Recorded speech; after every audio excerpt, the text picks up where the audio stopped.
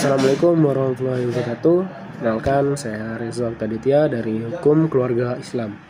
Di sini saya akan menjelaskan yaitu sejarah konstitusi. Konstitusi merupakan salah satu pilar utama dalam kehidupan bernegara yang menjadi landasan hukum tertinggi yang mengatur bagaimana sebuah negara dijalankan, membatasi kekuasaan penguasa, serta menjamin hak-hak dasar warga negara.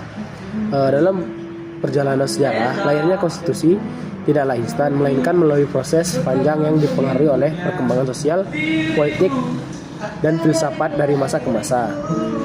Sejak zaman kuno, gagasan mengenai aturan dasar dalam kehidupan bernegara sudah melalui tubuh. Di Yunani kuno, Plato dan Aristoteles telah menekankan pentingnya hukum sebagai sarana untuk mencapai keadilan dan menjaga keteraturan dalam polis, dalam artian negara atau kota. Aristoteles bahkan menggunakan istilah politeiai untuk menyebut aturan dasar yang mengatur pemerintah. Di Romawi kuno lahir Corpus Juris Civilis yang kemudian menjadi salah satu dasar hukum modern. Meskipun pada masa itu belum dikenal dengan istilah konstitusi, dalam arti modern, benih-benih pemikiran tentang perlunya aturan dasar negara sudah mulai muncul. Meskipun abad pertengahan Eropa berada dalam cengkraman monarki absolut, raja memegang kekuasaan tanpa batas, sementara rakyat dan bangsawan hampir tidak memiliki ruang untuk menentukan arah pemerintah. Namun perlawanan mulai muncul, salah satunya melalui lahirnya Magna Carta tahun 1215 di Inggris. Dokumen ini dipandang sebagai tengkok pentingnya dalam sejarah konstitusi karena untuk pertama kalinya seorang raja, yakni Raja John, dipaksa untuk tunduk pada hukum dan mengakui hak-hak bangsawan serta rakyat. Magna Carta menjadi simbol awal dari konstitusionalisme, yaitu paham bahwa kekuasaan harus dibatasi oleh hukum dasar. Kembangan besar berikutnya terjadi pada abad pencerahan atau Enlightenment, abad ke-17 sampai ke-18. Pada masa ini, banyak filsuf yang melahirkan teori-teori politik yang menjadi fondasi lahirnya konstitusi modern.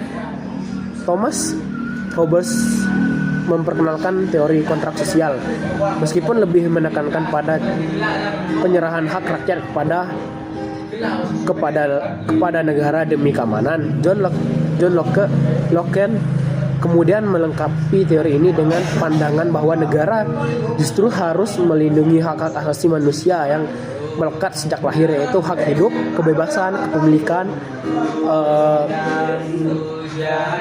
dan kepemilikan. Montesquieu menegaskan pentingnya pemisahan kekuasaan eksekutif, legislatif, dan yudikatif agar tidak terjadi penyalahgunaan wewenang. Jean-Jacques Rousseau memulai gagasan sosial kontrinya, menekankan bahwa kedaulatan sejati ada di tangan rakyat. Pemikiran ini melahirkan konstitusi modern. Amerika Serikat menjadi negara pertama yang mengadopsi konstitusi tertulis pada tahun 1778 yang masih berlaku hingga saat ini. Tidak lama kemudian muncul revolusi Prancis di tahun 1789, melahirkan deklarasi hak asasi manusia dan warga negara yang menegaskan prinsip persamaan, kebebasan, dan kedaulatan rakyat. Setelah itu, hampir semua negara di dunia ini menyusun konstitusi, baik dalam bentuk tertulis maupun tidak tertulis. Inggris misalnya telah menggunakan konstitusi tidak tertulis yang bersumber dari dokumen-dokumen penting seperti Magna Carta, Bill of Rights 1689, serta kebiasaan ketatanegaraan yang diakui. Di Indonesia, sejarah konstitusi mulai menjelang mereka setelah masa panjang perjalanan para pendiri bangsa menyadari perlunya landasan hukum dasar bagi negara yang baru lahir. BPUPKI kemudian membahas rancangan Undang-Undang Dasar pada 18 Agustus 1945, sehari setelah proklamasi kemerdekaan. Undang-undang ini bersifat singkat dan fleksibel karena memang disusun dalam suasana darurat untuk segera memberikan dasar hukum bagi negara yang baru berdiri. Namun perjalanan konstitusi Indonesia tidak lulus. Setelah pengakuan kedaulatan oleh Belanda melalui konferensi meja bundar, Indonesia harus menerima bentuk negara federal dengan Konstitusi Republik Indonesia Serikat, yaitu RIS 1949. Konstitusi ini hanya bertahan sebentar karena rakyat lebih menghendaki bentuk negara kesatuan, maka sejak 17 Agustus 1950 diberlakukan UUD sementara. Sistem pemerintahan pada masa ini bersifat parlementer, tapi sering terjadi pergantian kabinet sehingga menimbulkan ketidakstabilan politik. Ketika konstitusi gagal menyusun undang-undang baru, Presiden Soekarno mengeluarkan dekret Presiden 5 Juli 1959 yang membubarkan konstitusi dan menyatakan berlakunya kembali UUD 1945. Sejak saat itu UUD 1945 berlaku kembali dan menjadi konstitusi tetap di Indonesia hingga saat ini. Antar tahun 1999 hingga 2002, UUD mengalami 4 kali amandemen. Amandemen ini membawa perubahan besar, antara lain pembatasan masa jabatan presiden maksimal 2 periode, penguatan lembaga legislatif, pembentukan Dewan Perwakilan Rakyat Daerah, pengaturan pemilihan presiden langsung oleh rakyat. Dengan perubahan tersebut, UUD 1945 kini lebih demokratis, transparan, dan sesuai dengan prinsip negara hukum modern.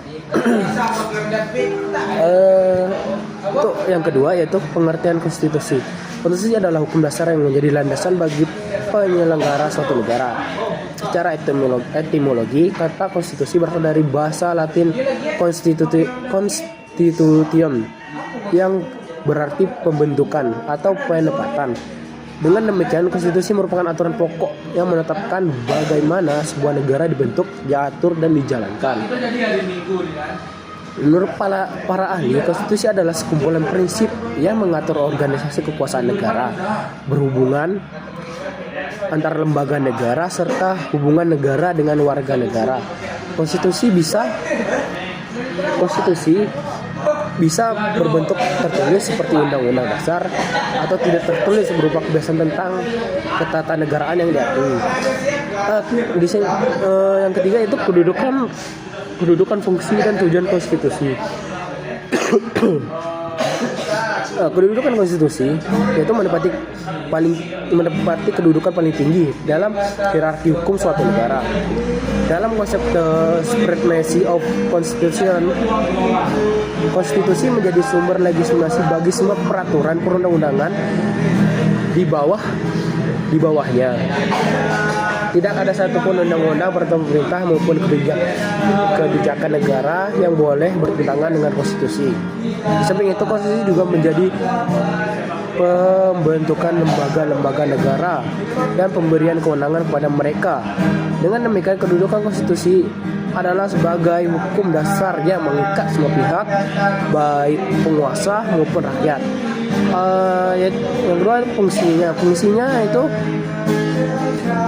pertama, konstitusi berfungsi sebagai hukum tertinggi yang menjadi tolak ukur sah atau tidaknya suatu peraturan. Yang kedua, konstitusi berfungsi sebagai berfungsi menentukan bentuk negara dan pemerintahan, apakah negara berbentuk republik atau monarki, serta apakah pemerintah bersifat presidensial atau parlementer. Ketiga, konstitusi mengatur pembagian dan pembatasan kekuasaan agar tidak terpusat pada suatu tangan, sehingga tercipta sistem check and balance yang sehat dan legislatif, eksekutif, dan yudikatif. Keempat, konstitusi memberikan warga negara misalnya hak kebebasan berpendapat, hak berserikat, dan hak memperoleh perlindungan hukum. Kelima, konstitusi berfungsi sebagai pedoman dalam penyelenggaraan negara, sehingga tindakan pemerintah memiliki dasar hukum yang jelas. Terkait konstitusi ini juga berfungsi sebagai alat kontrol kekuasaan, mencegah terjadinya penyalahgunaan wewenang oleh penguasa. Yang terakhir itu tujuan konstitusi. Konstitusi tidak hanya berfungsi sebagai aturan dasar, tapi juga memiliki tujuan yang lebih luas. Pertama, konstitusi bertujuan mewujudkan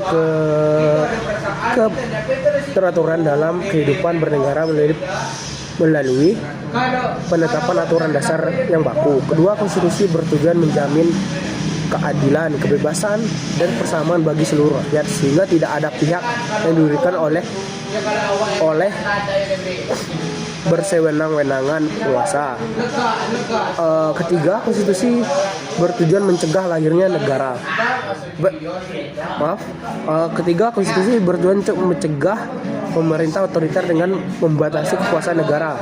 Keempat, konstitusi bertujuan untuk mewujudkan cita-cita dan tujuan nasional yang telah disepakati bersama oleh rakyat. Demikian penjelasan dari saya, mungkin masih agak kurang, mohon maaf. Assalamualaikum warahmatullahi wabarakatuh.